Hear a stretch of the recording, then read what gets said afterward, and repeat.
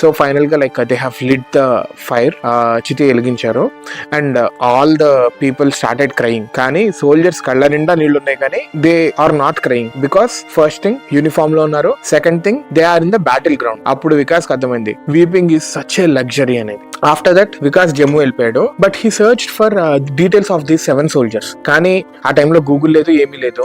వికాస్ కి ఏ డీటెయిల్స్ దొరకలేదు and he has given up his idea totally. With in few years 1999 లో Kargil war start అయింది. దాదాపుగా ఇది టీవీలో లైవ్ టెలికాస్ట్ ఇచ్చారు. ఆ టైంలో వాజ్పేయి గారు ఒకటి అనౌన్స్ చేశారు, మార్టిర్ అయిన సోల్జర్స్, చనిపోయిన సోల్జర్స్ ఎటువంటి పరిస్థితుల్లో ఉన్నా వాళ్ళ ఇంటికి చేర్చాలి అని. కానీ నిజంగానే వాళ్ళ బాడీస్ రీచ్ అవడానికి చాలా టైం పట్టింది. Bodies like captain Amit Bhardwaj, Hanifuddin, వీళ్ళ బాడీస్ రీచ్ అవడానికి 55 days అండ్ 62 days కూడా పట్టింది.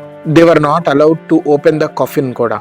చాలా ఘోరమైన పరిస్థితుల్లో వాళ్ళ ఫ్యామిలీస్ కాఫిన్ ఓపెన్ చేయడానికి కూడా వాళ్ళకి పర్మిషన్ ఇవ్వలేదు. July 6th, 1999 ఒక కీలకమైన అంశం జరిగింది. మన సోల్జర్స్ టైగర్ హిల్స్ ని క్యాప్చర్ చేసుకున్నారు ఆఫ్టర్ ఎ ఫియర్స్ బ్యాటిల్.